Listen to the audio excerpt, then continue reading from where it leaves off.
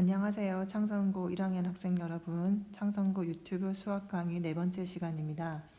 이번 시간에는 학습지 5번, 6번 중에서 여러분께서 힘들어했던 문제를 세 문제 다뤄보도록 하겠습니다. 학습지 5번, 6번을 미리 준비를 해주시기 바랍니다. 자, 학습지 5번에 나와 있는 문제 8번을 다 같이 한번 보겠습니다. 이런 등식이 주어졌을 때 x의 값에 관계없이 성립할 때 상수 a0, a1, a2, a6에 대해서 이 부분의 값을 구하시오 되어 있죠. 자, 여기서 가장 중요한 말은 x의 값에 관계없이 항상 성립한다. x의 값에 관계없이 항상 성립한다. 자, 이 말이 무슨 말일까요? 네, x에 관한 항등식이란 얘기죠. 자, x에 관한 항등식을 푸는 방법은 크게 두 가지가 있습니다. 첫 번째는 어떤 방법이 있냐면은 계수를 비교하는 방법이죠. 우리가 소위 말하는 계수 비교법입니다.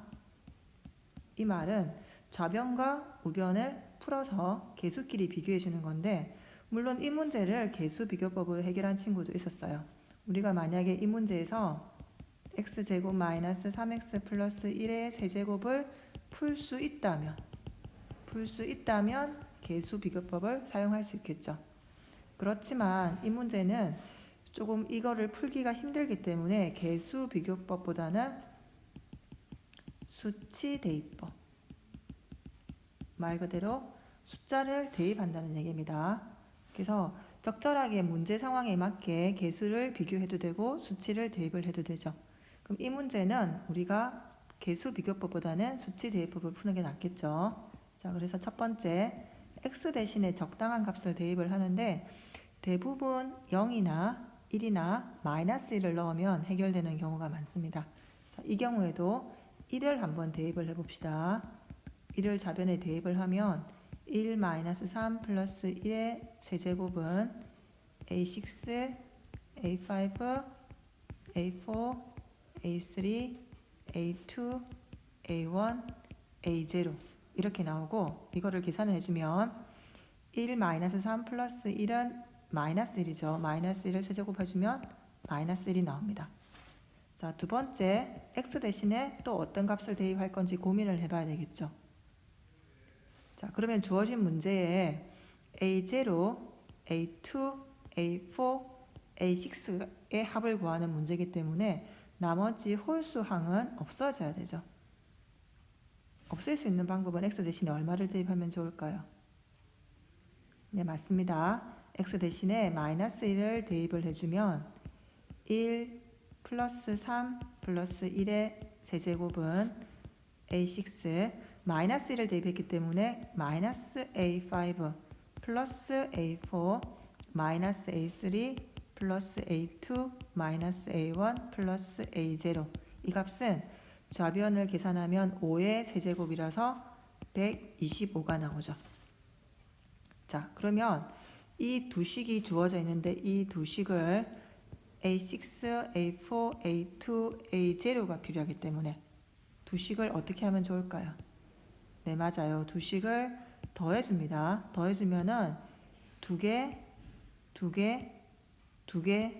개가 있고 홀수가 적힌 수는 전부 다 없어집니다. 그래서 이걸 다시 적으면 a0도 2개, a2, a4, a6가 모두 2개씩 있죠. 괄호를 묶어서 2를 쓰고, 마찬가지로 마이너스 1과 125를 더하면 124가 나오죠. 그러면 우리가 구하고 싶은 a0, a2, a4, a6는 2로 나누면 62가 나오게 됩니다. 크게 어렵게 느껴질 문제는 아닌데, 이런 문제는 여러분이 다뤄보지 않은 친구들은 많이 어렵게 느껴지는데, 한 번쯤 다뤄봤다면 그 뒤에는 이런 종류의 문제는 언제든지 풀 수가 있을 겁니다. 자, 한번 정리를 해보고 다음 문제로 넘어가도록 하겠습니다. 다음 문제는 학습지 6번을 준비해 주시면 됩니다. 학습지 6번 문제 7번을 보면 다항식 x10제곱 더하기 x9제곱 플러스 1을 x-1로 나눴을 때 몫을 qx라 할 때 qx를 x 플러스 1로 나누었을 때의 나머지를 구하라. 이렇게 나와 있죠. 자, 그러면 어떤 식으로 접근을 한번 해볼까요? 자, 일단은 x 10제곱, x 9제곱 더하기 1을 x-1로 나눴을 때 몫을 qx라고 했으니까 qx 더하기 뒤에는 뭐가 나와야 되죠? 나머지가 나오는데 x-1로 나누니까 나머지는 상수가 되겠죠. 자, 그러면 qx를 x 플러스 1로 나눈 나머지를 구하라고 했으니까 나는 qx가 뭔지 알아야 되겠죠. 그러려면 r이 뭔지 알아야 됩니다. 그럼 r을 구하기 위해서 x 대신에 1을 대입을 하면 좌변은 1 플러스 1 플러스 1은 우변은 r. 따라서 r은 3이 나오죠. 그럼 식을 다시 정리해 볼게요. x 10제곱, x 9제곱 플러스 1은 x 마이너스 1에 qx 플러스 3이 나오고, 내가 구하고 싶은 건 뭐냐면은 qx를 x 플러스 1로 나눴을 때 나머지니까 이거를 우리가 다시 식으로 적어주면, 그렇죠? 이거는 꼭 알아야 되는 나머지 정리죠. q에 얼마다? 마이너스 1. 이게 결국 내가 구하는 문제죠. 자, 그러면 이 주어진 식에서 q의 마이너스 1을 구하기 위해서는 x 대신에 얼마를 대입을 할까요? 네, 마이너스 1을 대입을 하면 문제가 풀리겠죠. 그래서 마이너스 1을 대입을 하면 마이너스 1에 10제곱 더하기 마이너스 1에 9제곱 더하기 1은, 자, 마이너스 1을 대입하면 마이너스 2에 q에 마이너스 1 플러스 3 이렇게 나오죠. 자, 계산을 하면 좌변은 얼마가 나오는가 하면은 1이죠.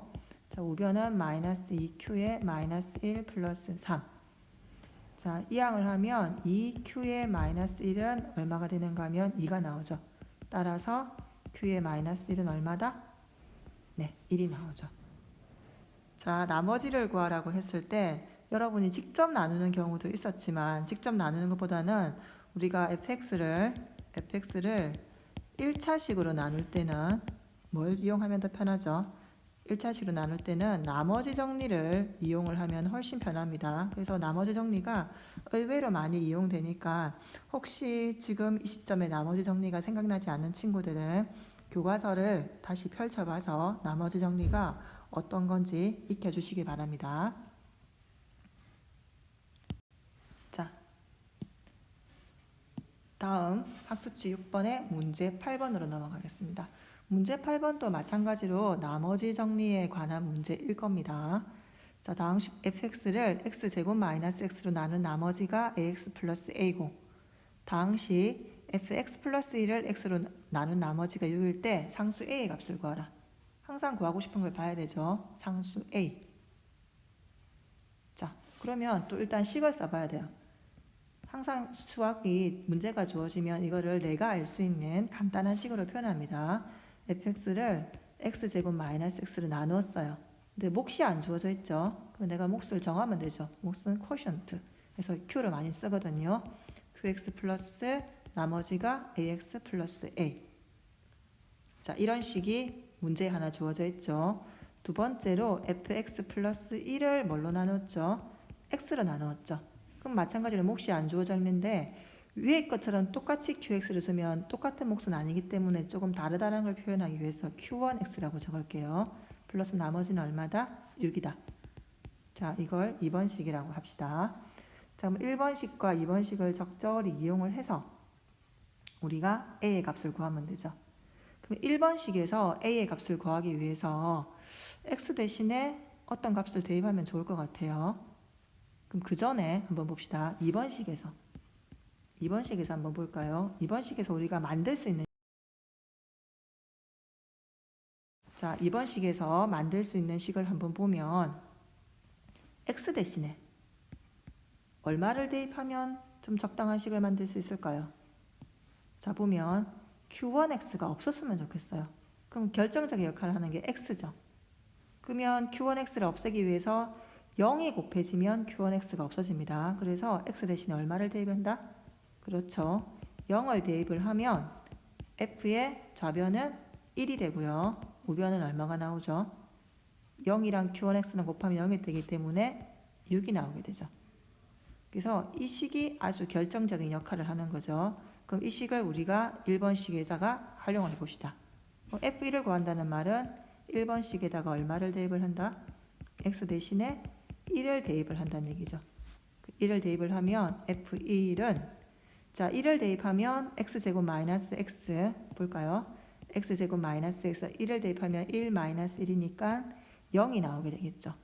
자 0이 나오니까 QX 가치 없어질 거고 1을 대입하면 A 플러스 A 다시 말해서 6은 A 플러스 A는 2A가 되죠. 그러면 A는 얼마가 나오죠? 3이 나오죠. 답은 3번이 됩니다. 자, 여러분께 내준 학습지를 보면 이렇게 달려있는 문제가 있을 겁니다.